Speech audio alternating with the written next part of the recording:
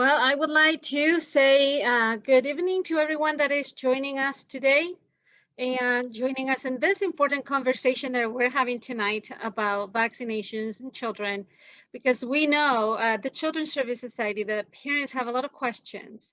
And all this pandemic has left us, and I probably should talk about myself, very confused about what is what we know and what is what we don't know and what is what we should do.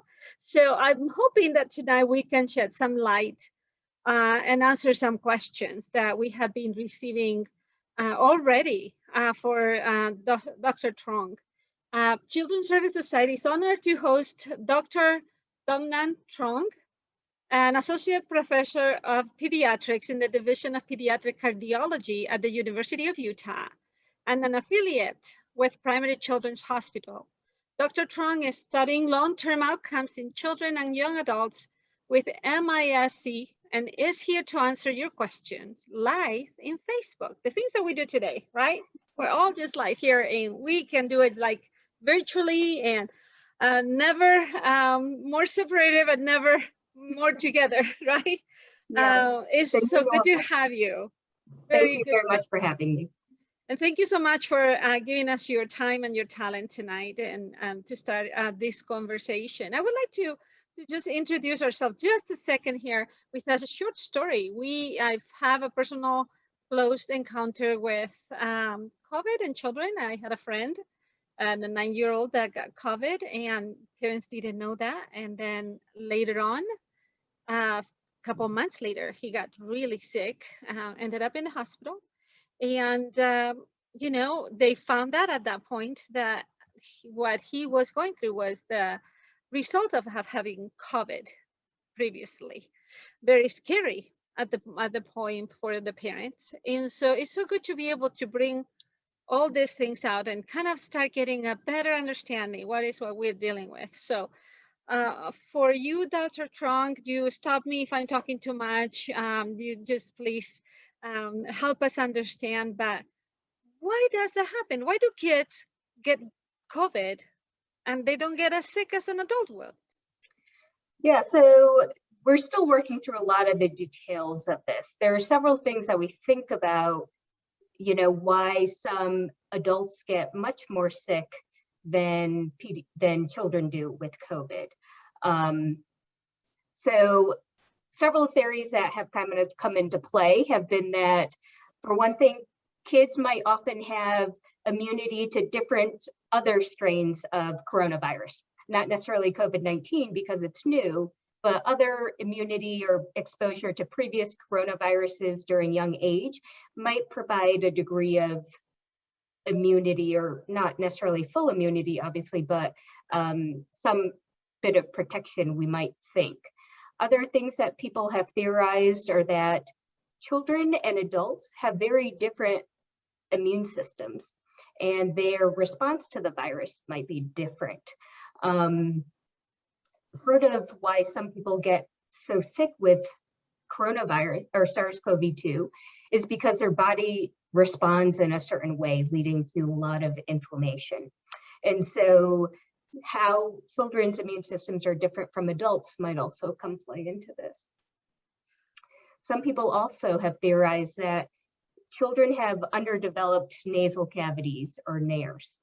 And then that, because the SARS-CoV-2 virus gets into the nasal cavity, and that's kind of how it, what we call replicates or, multiplies, because the nasal passages of kids are less developed, they might be, that again might lead to alterations in how they're infected by the virus.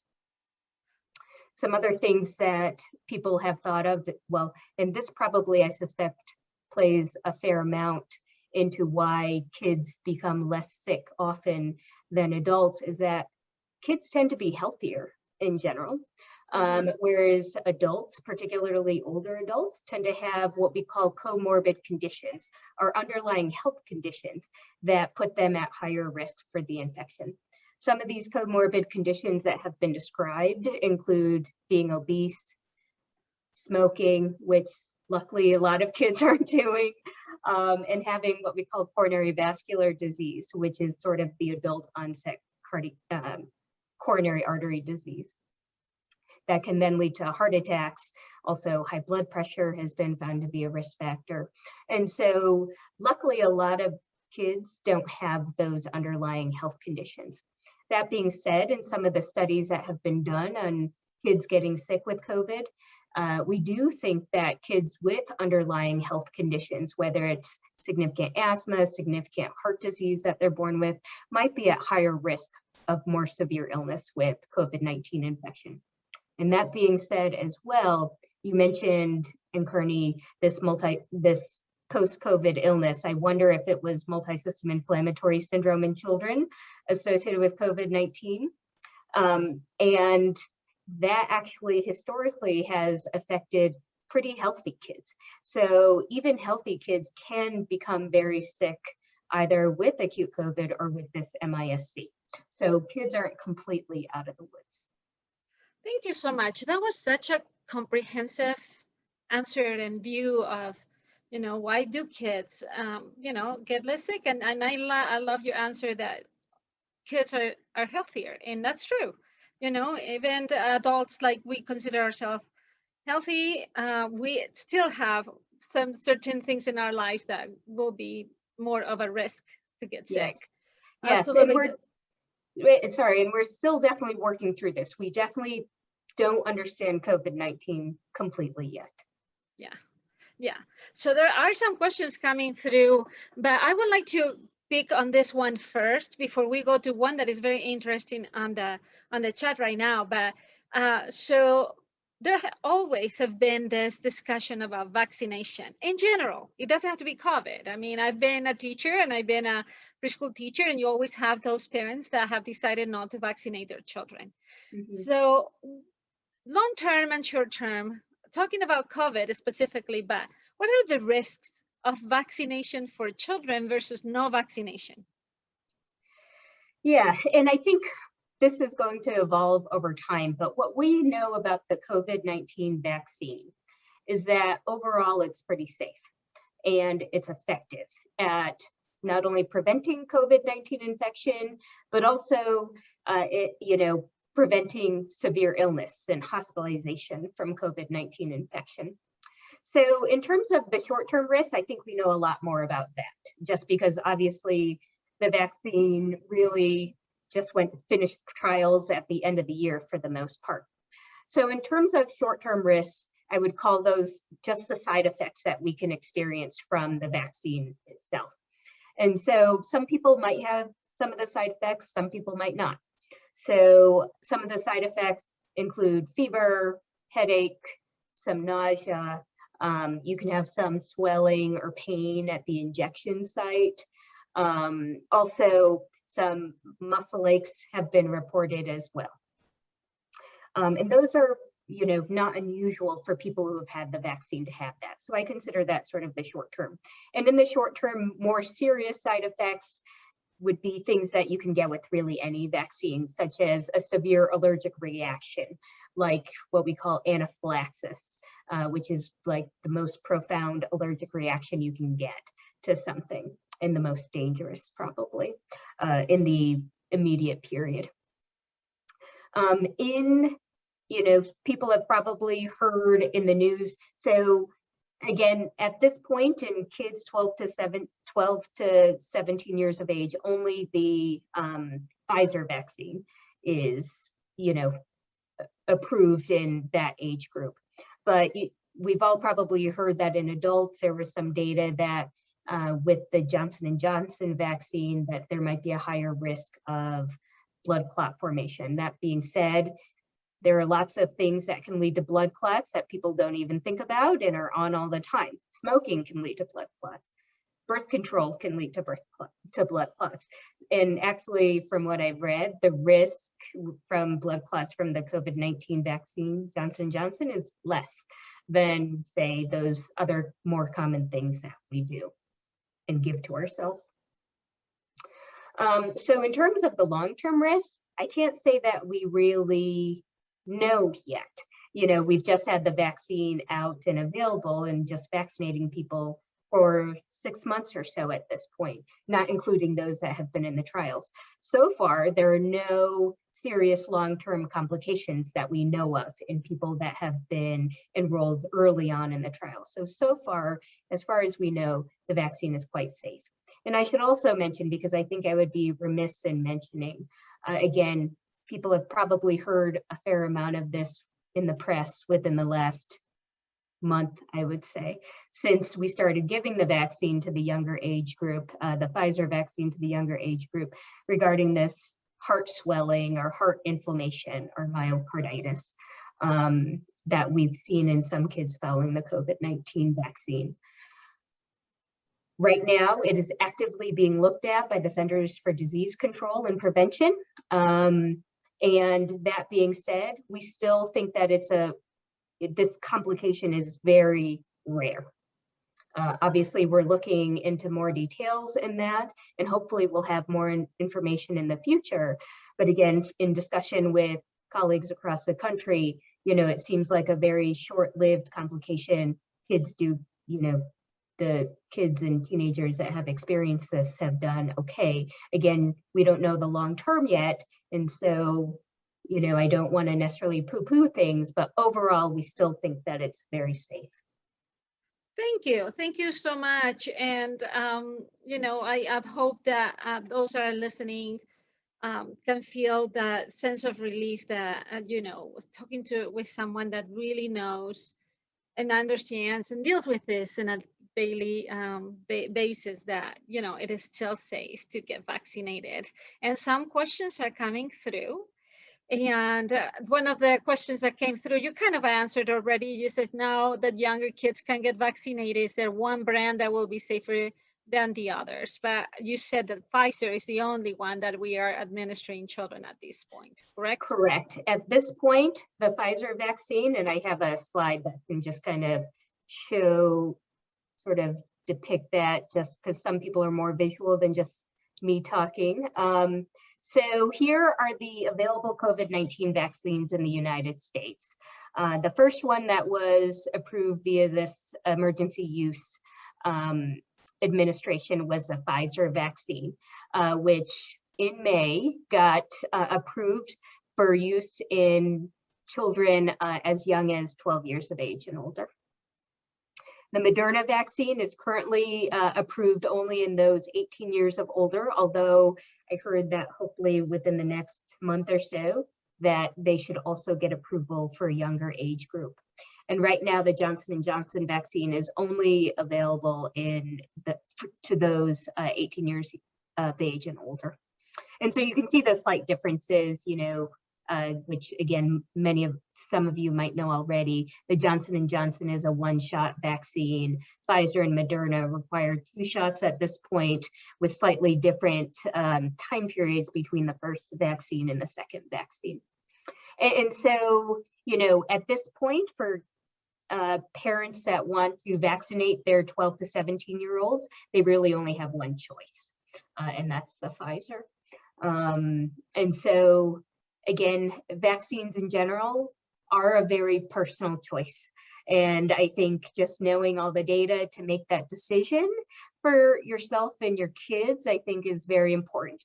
But from what we know at this point, the vaccines available to us are safe. And more importantly, they work. Thank you. Thank you again. That is a very good visual. I am a visual person and I love to see. And it looks, it's a good way to look at the whole picture. We have a couple of messages that came through. You have a person sending you a thank you note, Dr. Truong, for all you have done for their son. So I know that Casey might be able to give you a little bit more details, but I don't want to give any names here live. But, it's good to have those around us that are thankful for the work we do, and you are being thanked by that. And then a good question, which I think this is where a little bit of the confusion comes in, because we have people that have been vaccinated. I personally take care of my grandchildren. They're not vaccinated. They're all under 12. So if you have vaccinated people at home and someone comes at home and gets COVID that is not vaccinated, what is the protocol? Does everyone has to quarantine again, even the vaccinated people? So that, my understanding is that that is the current recommendations, and partly because while the vaccines are quite effective, they're about 95% effective. And so I think for the safety of others and reducing the risk of transmission. So overall, we do think that once you've been vaccinated, the likelihood that you will transmit the virus is very low. And that once you get the vaccine, at least the ones that we have available to us, that your risk of getting infection is very low. That being said, I think if someone at home that was unvaccinated that got COVID-19, I think best thing would be to report it to your doctor, and then, because the guidelines do change, and so what I say right now could change months to weeks from now, but my understanding is that currently we would still potentially quarantine. So, especially if you have symptoms. Yeah, thank you. No, that's very helpful, because I think a lot about that. You know, I have been vaccinated now since April, but I am around my kids all the time, and they're all not vaccinated, and they have been going to school in person. So sometimes I wonder, like, you know, how do we mix all these different situations in a household, right?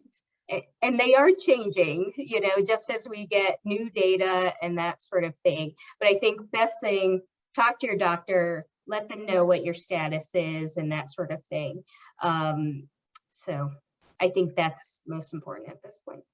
Very good. Thank you so much for your answer, Aggie. We have another question here. And so I think I'm going to ask you a personal question. What would you tell someone that does not believe the science behind the vaccines? And I'm going to tell you why. This is we get this a lot in our conversations, because it's been rushed or it has been too fast. They haven't only been approved for an emergency use. They're not totally approved. That's why a lot of people believe that they're waiting to hear it's really FDA approved. No, it's not an emergency thing. So there are all these things that is holding us back on getting the vaccine and getting on board. What would you say to that? Yeah, so let's talk to the approval process. So, and again, I do want to stress that it is a personal choice, and you know, we can't force anybody to get the vaccine or, you know, or anything like that. But I think having the data are important. And so I have a slide up here that you can see where I got the slide from. And it kind of talks about just sort of the typical process and the process that we've gone through with the COVID-19 vaccines.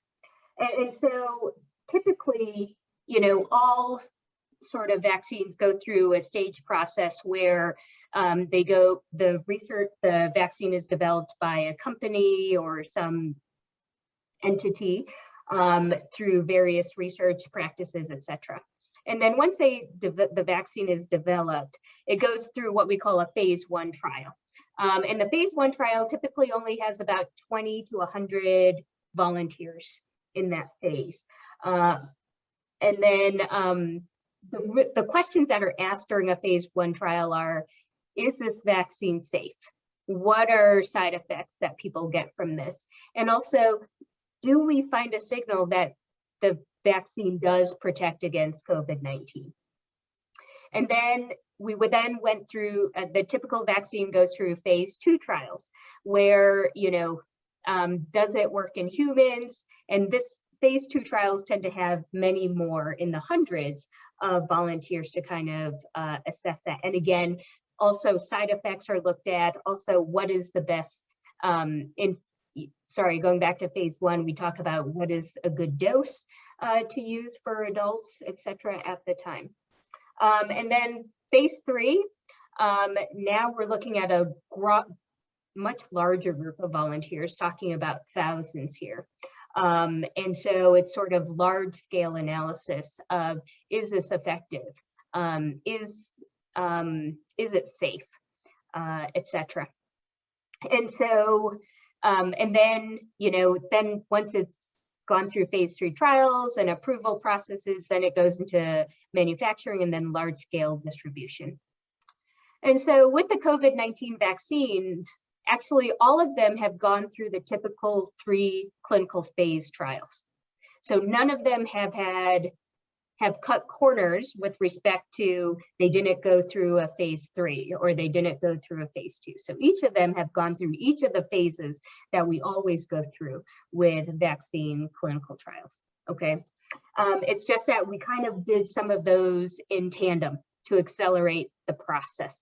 Okay, and so all of the vaccines, all the 3 vaccines available to people in the US have gone through phase 3 clinical trials.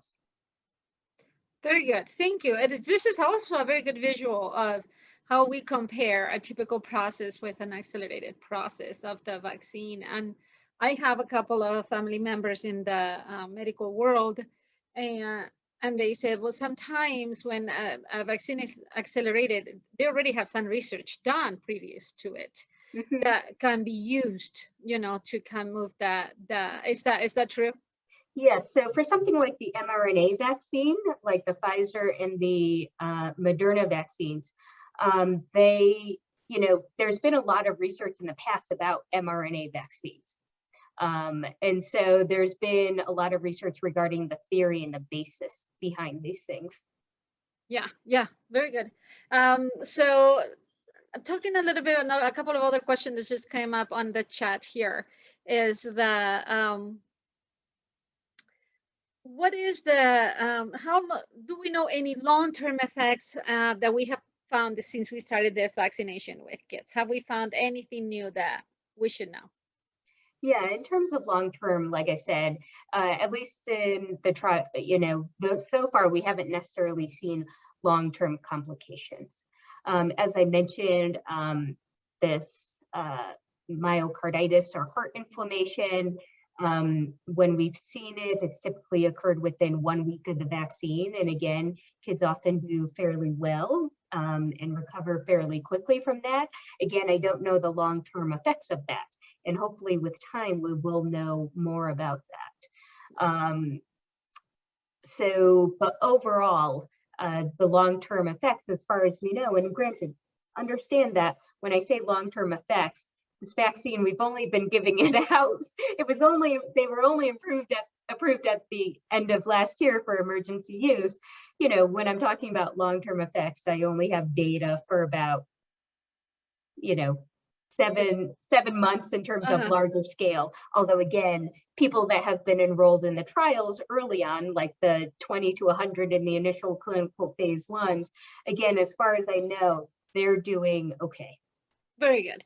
And what is anything that you would like to highlight about the multi-inflammatory syndrome in children and the Kawasaki disease? What do we know about those 2 things and the vaccine and COVID and all that? Yes. So MISC, for those of you that don't know, stands for Multi-System Inflammatory Syndrome in Children associated with COVID-19. And so we always talk about, and we even talked about it just a little while ago, we thought kids did fine with COVID, that they didn't get sick, nobody got severe disease. And then initially in Europe, back in April now of last year, is when we started to first hear cases about MISC. And then we started hearing also in New York, where the pandemic hit a lot earlier than it did here in Utah. And so MISC, as far as we know at this point, is a rare complication of COVID-19. There's actually just a recent publication looking at what we think is the incidence of the development of MISC. And it was a big, consortium of multiple centers across the country and the Centers for Disease Control looking at the incidence of MISC.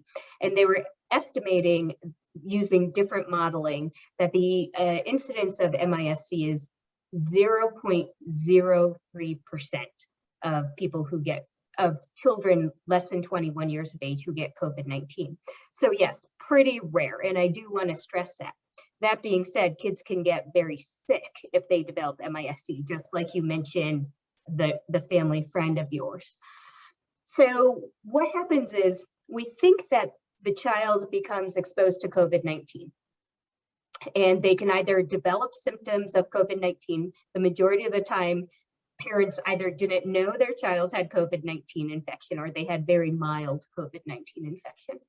And then on average, about 2 to 6 weeks later, they developed new symptoms: fever, oftentimes rash, oftentimes red eyes, oftentimes GI symptoms like vomiting, diarrhea, belly aches, and fevers that persisted, and not feeling well in general. And then when these kids get brought to the emergency department or see their doctor, when we do lab tests, we find that they have significant inflammation within their body. And so what we think is that MIS-C is caused by the child's immune response to the virus, not necessarily the virus itself, but how the child is reacting to the virus, leading to this overwhelming inflammation within the body. And that inflammation, as I mentioned, can affect the GI system, the skin system with the rash and the red eyes, can also affect the heart, which is why I have been involved in many of these kids, because of the heart involvement. Also, the kidneys can be affected, the blood system can be affected. So essentially any organ system can be affected with MIS-C, including the brain. Strokes have been reported as well. And so, speaking particularly about the heart inflammation, because that's where I live as a cardiologist, the heart can become inflamed, and that can lead to decreased squeeze of the heart. So the heart squeezes, that's how it pumps blood out to the body. So the squeeze of the heart can become affected, so that kids can develop decreased squeeze of the heart. Also, there are lab markers that show that the heart is inflamed as well. So lab markers that we also see in adults that have had heart attacks, essentially, although different mechanisms of what is going on, but this troponin, which is this heart marker, can be elevated in kids with MIS-C, again, suggestive of the heart inflammation. They can get fluid around their heart. And something also that we've been watching very closely is that kids with MIS-C can develop coronary artery dilation. So coronary arteries are the small blood vessels that bring oxygenated blood to the body. Actually, no, I'm sorry, oxygenated blood to the heart. And so these coronary arteries can become inflamed and enlarged in kids with MIS-C. So you mentioned Kawasaki disease, and that's because Kawasaki disease has a lot of overlapping features with MIS-C. One, overlapping physical features. Kids with MIS-C can also have very red eyes. They can many also have a rash, and many also have very dry, cracked red lips. And so the thing about Kawasaki disease, which was first described in the 1970s, is that it can also lead to coronary artery dilation. And in kids with Kawasaki disease, they can get what's called coronary artery aneurysms, which is significant dilation of the coronary arteries, which can then lead to abnormal blood flow within the coronary arteries, and then blood clot formation in the coronary arteries, which is the feared consequence of Kawasaki disease. In MIS-C, we've seen coronary artery dilation and also aneurysms in some, but again, we're still collecting data on what that exactly means. Is it the same mechanisms that we're seeing in Kawasaki disease, or is it different? And those are the things that we're still trying to figure out. Listening to you, it is amazing how our body works. Yes. And all of the different, systems that we have that keep everything working, and how they interrelated they are. And I want to go back to something you said at the beginning of this question, is that this is very rare. Am I right? Yes, like I said, 0.03% of kids in studies have gotten MIS-C. And that might even be a little bit high because, many kids who have had COVID, they haven't been tested, because if multiple family members had COVID and got tested for COVID, they might not have wanted to test their 2-year-old. So the incidence might actually be potentially lower. But this study that I mentioned had done modeling to kind of determine, taking into account, if kids didn't get tested and sort of figuring all that out. Yeah, I just want to, reinforce to parents that, sometimes, and I know for that parent that goes through this, it's super hard and super scary. And they feel like the world is ending and they don't want their kids to suffer. But just to keep in mind that these are very rare occasions and, cases that there are many cases, as you said, that we didn't even know if the kid had COVID and they are totally fine. Right. That being said, though, I think it's still a reason for parents to be vigilant. Yes. I don't want to say that because it's rare, it's not something to still look out for, that we as doctors shouldn't still look out for. And that it's still not a reason because the only way that we have to prevent MIS-C at this point is vaccination. Adults getting vaccinated, kids getting vaccinated. And so, it is rare, but kids can be very sick. So, I just want to put that caveat there. Yes, and thank you. That is true. So we have another question. It says, it's my understanding that the CDC still recommends that groups of unvaccinated people wear masks when they gather. So if a group of children under age 12 get together, like for a birthday party, do you, Dr. Truong, still recommend the mask be worn? So, I'm sorry, vaccinated or unvaccinated? They're all children that are not vaccinated, under 12, get together. Oh, under 12. Yes. So, yes, they should wear masks because, again, they're not protected at this point. And even in those that have had COVID-19 before, even in people that are old enough to get vaccinated, the CDC still recommended that those people also get vaccinated because we don't know, how long natural immunity lasts to COVID-19. So that being said, if there's a birthday party of young kids and, and obviously none of them are vaccinated, we still would recommend wearing a mask per the CDC at this point. Again, good hand washing, social distancing. So hand washing is probably something that we should have been doing all the time, which we probably have taken a lot more seriously, but we should have been doing that years ago. So, it is so cute. I have all of my grandchildren under 12, and we were going to the store the other day, and my 5-year-old turned around and said, "Where is my mask? Where is my mask?" So for kids, it's just, for them, it has become a norm, and they feel okay wearing their masks. They're not traumatized or anything like that. And I know it's hard seeing them playing together, but it can do a lot of good to make sure that we follow those recommendations. Yes. Thank you. And I think it's great to always look at the CDC's website because, again, recommendations do change. And so just keeping up with what the CDC says, I think, is most important to know what's up to date. Yeah, thank you. We do have another question about how long does the immunity last? And are we all going to have a boost soon? What are your thoughts on that? Yeah, so we don't know yet. Again, probably trials on the vaccine have only been going on for about a year now, and the manufacturers of the vaccine are looking at sort of how long immunity lasts. So that being said, in terms of immunity after the vaccine, we don't know completely for sure yet. That being said, I believe there was a publication recently that at least 6 months after the vaccine, there's pretty robust immunity still to the vaccine.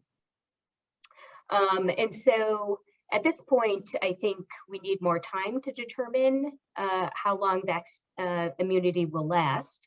And I think that will come into play whether or not we need boosters. And I think the FDA and the CDC is probably looking into that. And the manufacturers of the vaccine are looking into that significantly. Also, I think what will come into play is we've heard a lot in the news recently about variants. And, new variants might lead to new sort of additions of strains to the vaccine that might also lead us to need booster shots in the future to, better cover for potential strains. So when you think about the flu vaccine, like you mentioned, it's recommended that you get a new flu vaccine every year because the different strain that's circulating that particular year varies from year to year. So we don't know yet if that will be the case with COVID-19, but as we've heard a lot about this Delta variant recently, and which, seems to have pretty strong, can get people sick and also might be more transmissible potentially. And so, in the future, we might want to make sure that the vaccine covers against that. And again, I think there are people looking at this either from a governmental level and also from a vaccine manufacturing level, looking at this fairly closely to determine whether or not we need boosters. But unfortunately, we don't know yet. Yeah. I think that because of we feel this pandemic has been so long. Mm-hmm. We really do feel like this year, almost year and 4 months, we feel like, wow, this lasted forever. In reality, for research, for gathering data and all those things, it's not that long. There's not so much data that we can fall back to inform a lot of the things. So it makes sense that we don't know that yet. But, I have personally a grandchild with special needs and a respirator that it makes me feel very conscious of how healthy I have to stay in order to go and visit him. Mm-hmm. So to me, it's important. I mean, as soon as the vaccine came out, I got it. I get my flu vaccination every year so I can be with him and I can be close to him. So sometimes the vaccine is not just for yourself. Right. And I think you bring up an important point. We talked about the risks of the vaccine before. I think it's really important to stress the benefits of the vaccine. Reducing your own risk of getting COVID-19 infection. But as you mentioned, reducing the risk of those around you of getting COVID-19 infection, particularly those that are too young or for other health reasons are unable to get the vaccine. So you have a really strong role in your ability to do that. And choosing to get the vaccine gives you some control over what's going on potentially. When I got the vaccine, I felt, I'm actually doing something now. I feel like I have some control over the situation. And I don't know if others have felt that way as well. But, that's another benefit of the vaccine, to have that sense of control again, because there are so many things with this pandemic that has been out of our control. But choosing to get vaccinated gives you a sense of, gives you something that you can control. Yeah, you're totally right, because I think I felt the same way. I felt like we can do something, at least we can do something, and it's just something that can bring us closer again. And you mentioned earlier also children with asthma. I have another grandchild with that. So those have been actually two of our children that have kept us on our toes and making sure that we use our mask correctly, that we were washing our hands constantly, coming in and out. And in fact, at the beginning, there was a big unknown, we didn't even go in the houses. We just saw each other through the window. So getting the vaccine was that, like, we are moving forward, that sense of there's progress here, right. This is a new phase. And I agree with you, give you some sense of control. I cannot see any more questions on the chat at this point. I'm going to review if I have any others over here. It will be good for us to review. Could you tell us a little bit about the risks? And I think we're going to see the schools opening in person come fall.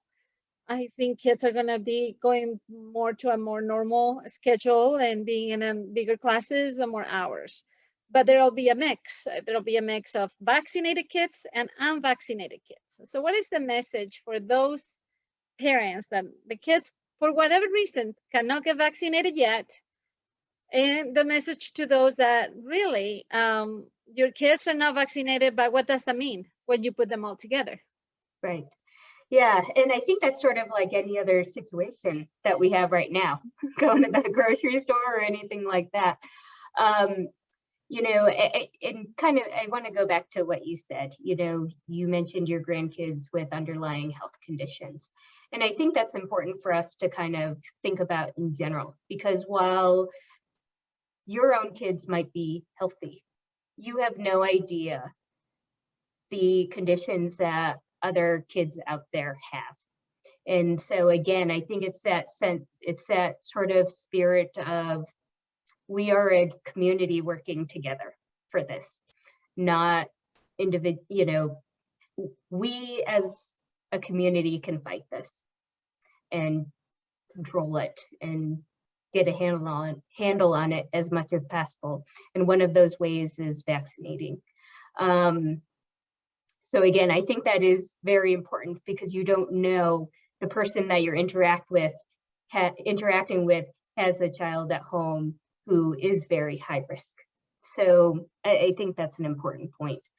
So in terms of schools and, in a setting where some children might be vaccinated, some won't, quite frankly, I don't know how that's going to look in terms of, and I'm not involved in those conversations, so I just want to put that out there in terms of like determining the rules as kids go back to school, etc. If unvaccinated children will be asked to be masked still versus unvaccinated children, I don't know, and I don't want to claim to be in those conversations, so that's my disclaimer.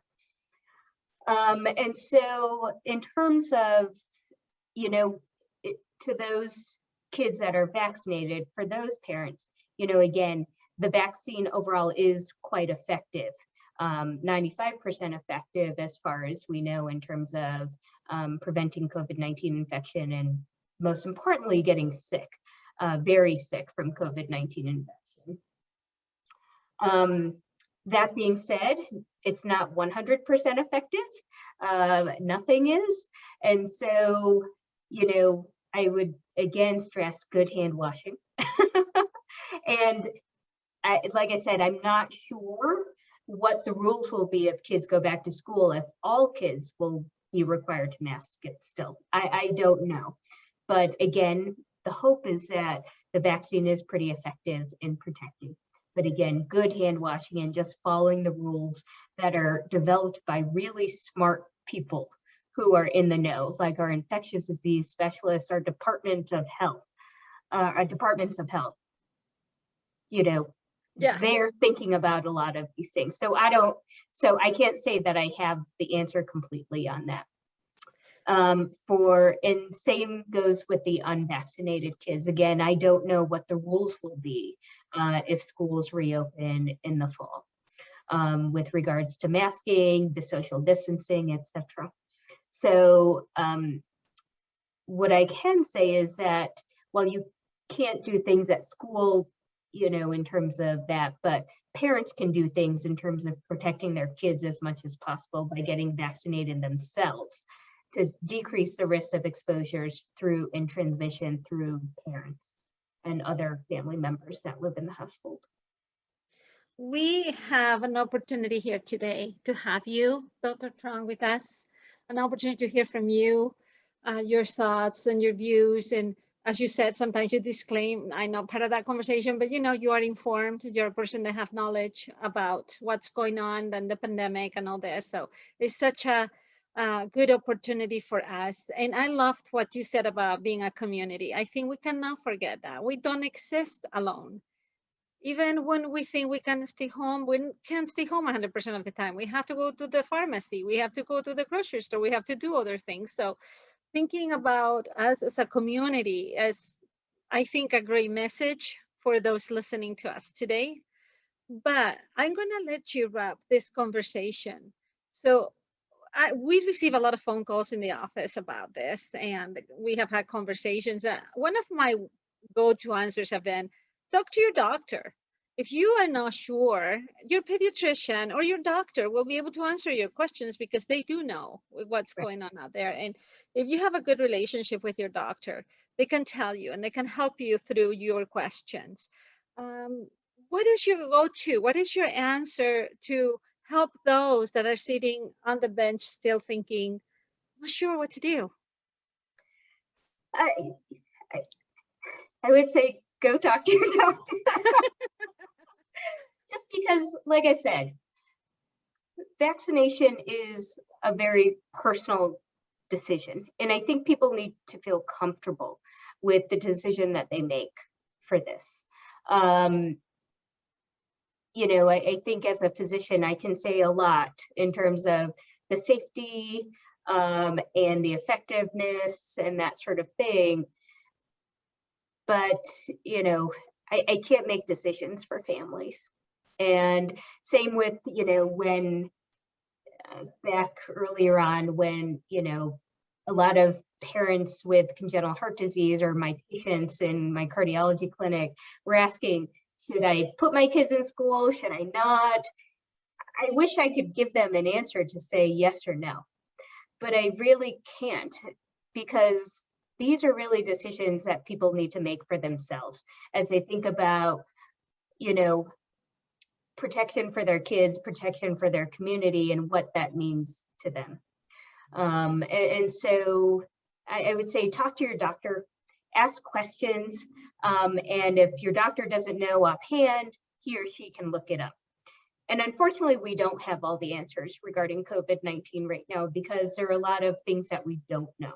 But what we can do is give you answers to the best of our abilities.